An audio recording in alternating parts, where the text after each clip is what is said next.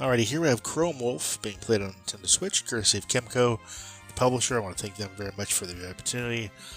This game actually caught me by surprise in how it plays. So this game is it reminds me of like a blend of like traditional like Final Fantasy style gameplay, Chrono Trigger gameplay, with kind of a Skies of Arcadia type feel to it.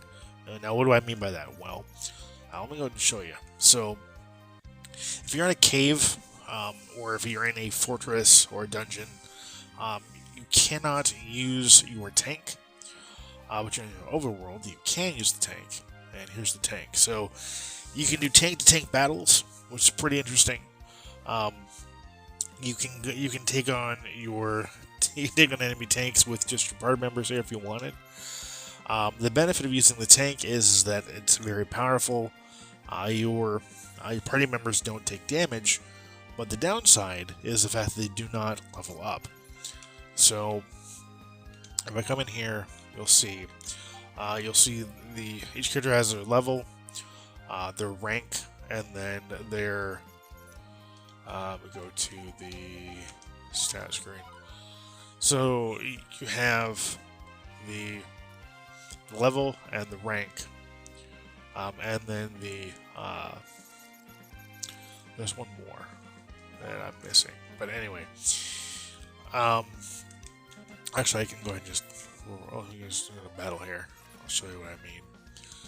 So when you go into a battle, you've got attack, no attack, you got skills, recovery. Oh, I hit auto battle.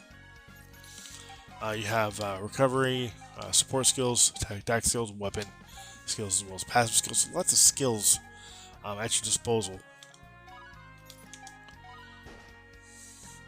I'm actually going to go ahead and just auto battle it for this one.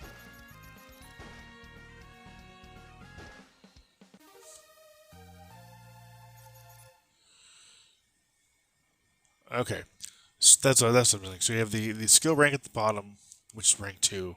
You have the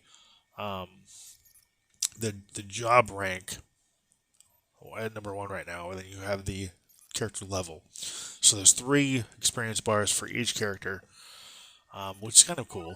And after each battle, all 3 are going to increase depending on how much experience points you've gathered. Now, which doesn't happen when you're in the tank. In the tank, I'll go ahead and show you the tank battle real quick here as well. Tank battle is very similar to the party battle. The only difference being you have a special armor-piercing shell, smoke-screen shell. We also can disembark at any point, which is really cool. You can disembark, and then you can take on the enemies here. So, for instance, I can take out one of these enemies, and let's say I wanted to disembark.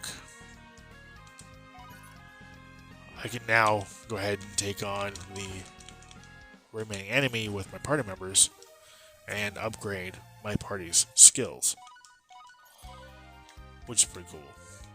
But let's say I didn't want to do that. Let's say I wanted to go ahead and just battle as just a tank. Go and do that real quick. And I'll go ahead and just auto battle it.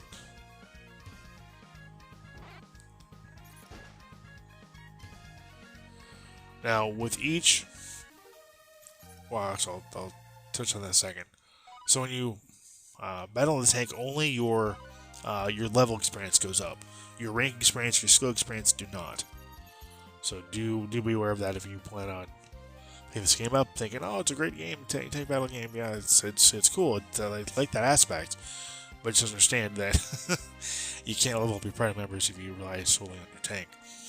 Now, what I do like about the game is the fact that after each level up, your HP automatically refills, which is nice. Okay, level up, awesome.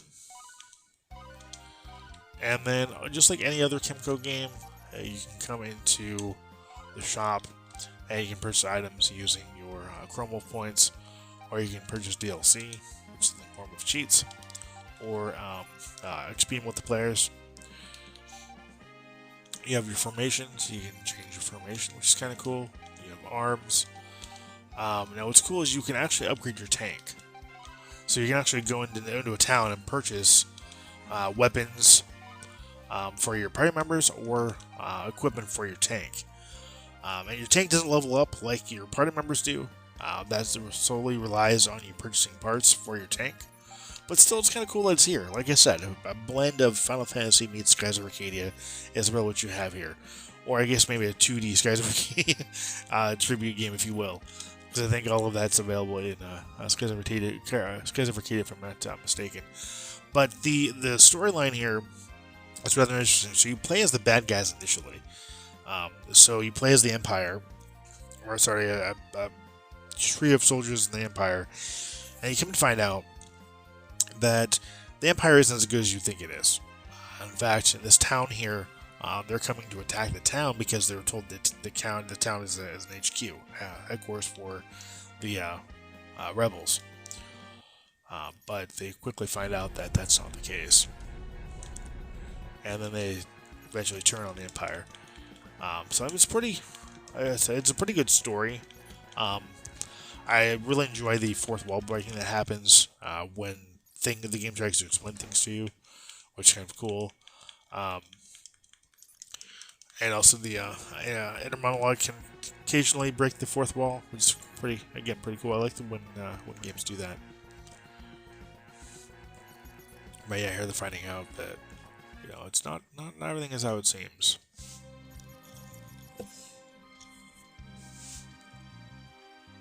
But I really like the fact that you can battle in the tank or you can battle the prime members. You can just depart the tank at any time, which is nice. Now, like I was initially saying, the energy levels, your energy level, your weapons that you use in battle as the prime members, and your tank all have energy levels, and you have to replenish those energy levels with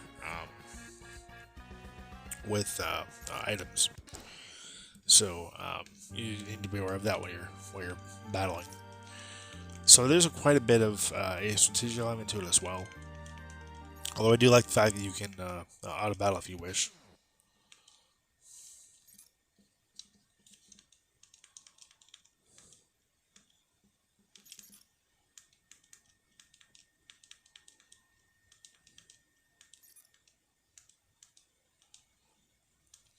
Sometimes the dialogue can be a little cheesy and or predictable, so that kind of tracks a little bit for me. But overall, the gameplay is a really fun, solid title, solid game to play, and a great RPG. Actually, one of my favorite games I've gotten from Kemco thus far. This is a great game, one I definitely recommend checking out. I'm going to end the review here. I want to thank you for watching. Thank you for subscribing. As always, like I said, take care and happy gaming.